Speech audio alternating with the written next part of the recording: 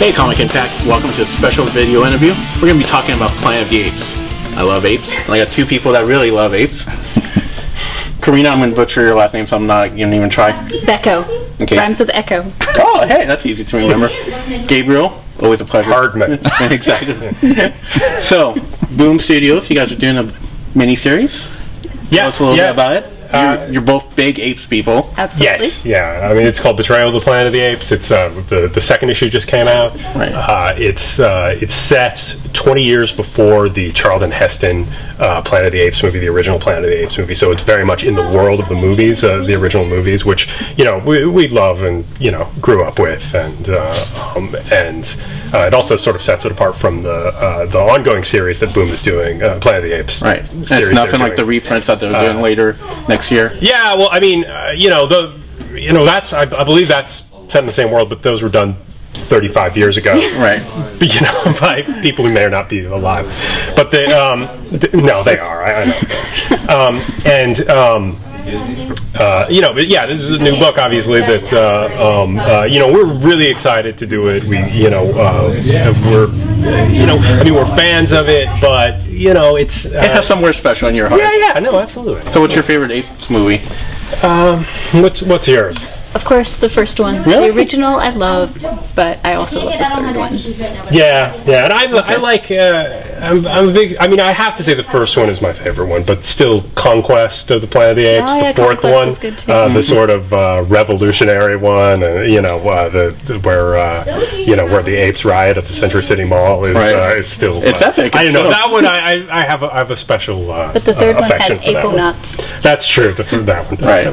And it's also starts out as the most ridiculous movie ever and turns into the most tragic movie ever by the end, which is kind the of opening scene kind of a hat trick. Yeah. You're like, really? You're gonna go with that? Yeah.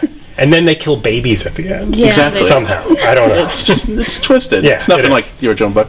So what brought you to the project? I mean, did you ask Boom, like, hey, we both really like Planet of the Apes, can we do something? Yeah, I mean, the first time it came up was, the first time when I saw that they were doing another book, I was like, oh man, I wish I could have done that book, Right. And we saw what a good job they were doing too. Yeah, yeah. Great. That and team then, on the book is great. Yeah, and I had sort of a relationship with with the Boom guys, because I had done like an 8-page story for them years ago, and we just saw them at conventions a lot and were friendly with them, and they had emailed me about doing covers for the other apes thing, right. But I couldn't do them because I was still exclusive to Marvel, and I was working on a during, Batman movie, and I just didn't have enough time. Was it around the time of Hulk and all that? Yeah, I was still working on Hulk as well. So,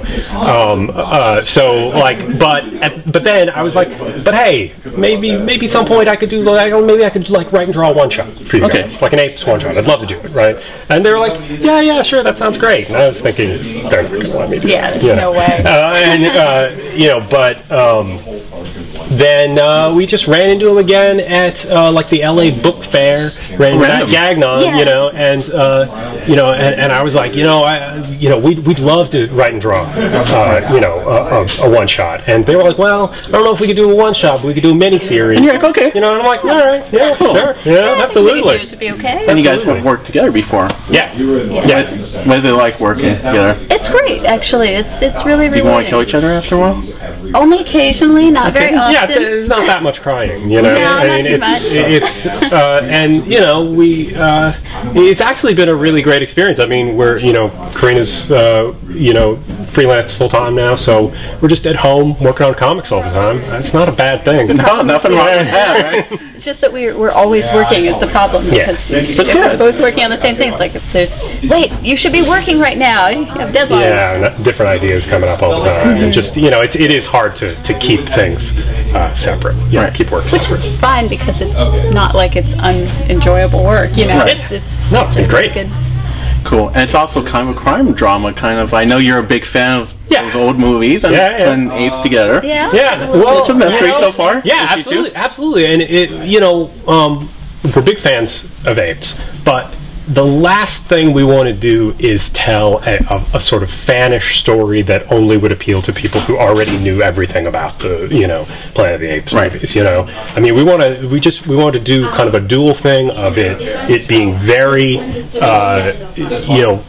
very true to that world, but tell a different kind of story. Tell a different story that's something that you haven't seen a million times before. You know, I mean, it's more than being fans. It's important to us to be to be telling a real story and telling a compelling story. And so far, it seems that people who aren't Apes fans have been really into the book as well. Right. I feel like I get that criminal kind of Brubaker vibe, those classic film noir movies with the ape stuff. Yeah, you know, I mean, you always want to mix up the genres a little bit and to make it fresh, you know? And I think we've certainly internalized a lot of those film noir. Yeah, especially issue 2. Because we've seen all of them. Yeah. Yes.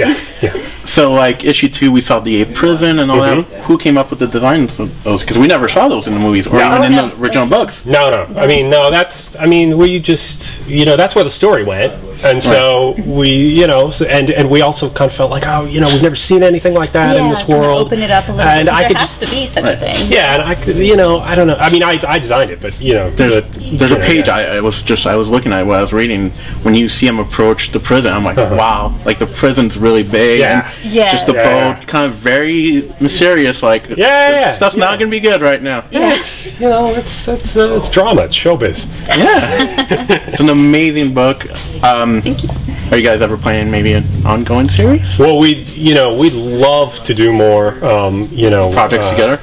Do more projects together. We'd like to do more apes. Yeah. You know, I mean, I probably can't draw it just because of my commitments to other stuff. Would you be interested in writing it? Absolutely. Yeah, we want to write it together. I mean, and we also just want to do more, write more freelance stuff together. Okay. I mean, we've been writing, create our own projects together for a while, and that just. And then, you know, since then, stuff that, that hasn't gotten out there because I haven't had enough time to draw it. But then when, you know, something like this comes up and there's an editor telling you have to get it done, then I get it done, you know. You don't get done, you don't get paid. You know, so, I mean, you know, the plan is to get more freelance stuff that we only write, and also to set up just go ahead and just set up a deal for our next creator-owned book so that I have a deadline and I have to get it done. You know. Right.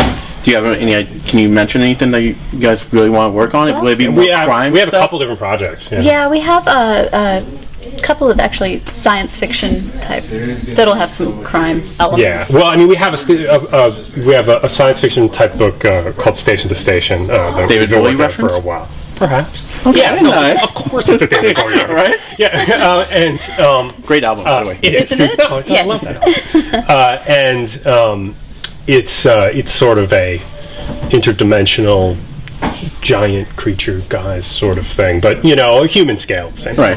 And we also have a book called The Crooked Man that's set in 1906 San Francisco. It's a crime. Yeah, that's straight up crime, historical crime drama set around the earthquake, and you know it's no big monsters except the human variety. Yeah, and those are the most dangerous ones. Exactly. That's why Walking Dead works so well. Right.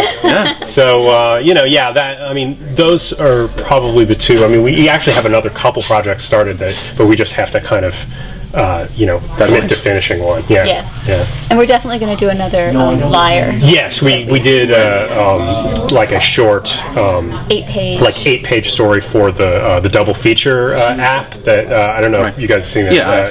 The Mike Norton and Tim Seeley and 4-Star Studios have this an app that's at 4starcomics.com, I believe. Yes, that's right. And all written out. We'll play it here if it's wrong.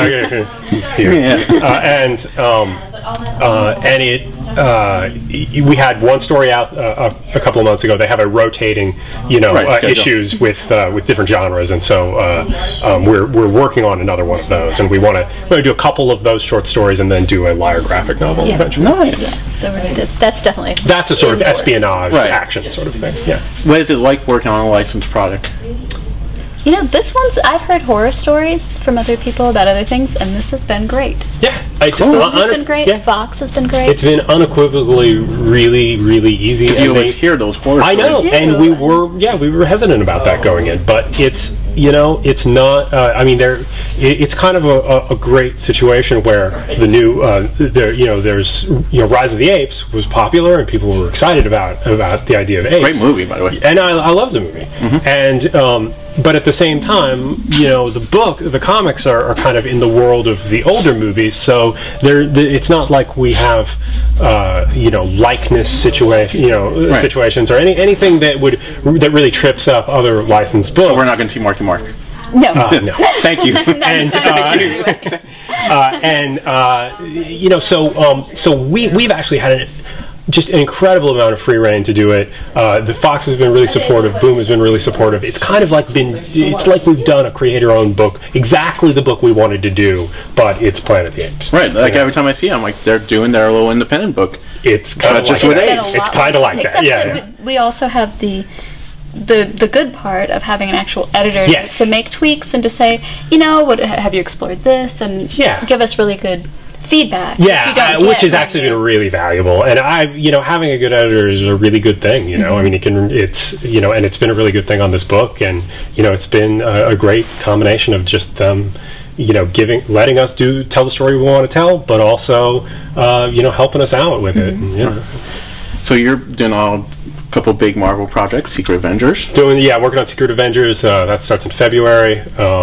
Last I heard, and it's in previews for February. Okay. It's issue 22 is my first issue. I'm working with Rick Remender on that.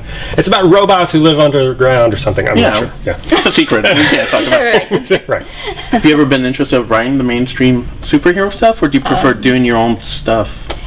I would be interested in writing. Sure, it would be great. Well, I've done a little bit.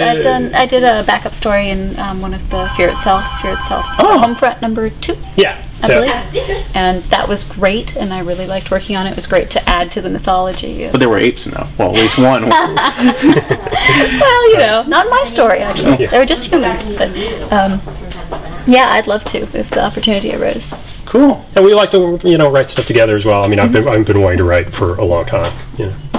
Thank you so much. And Apes #3 comes out January 25th, 2012. That's weird saying that already, right? Yeah. It is. It seems like that's the future. Horrifying. The future where apes take over. Yeah. Thank you so much. All right. Thanks a lot. Thank you. Thank you.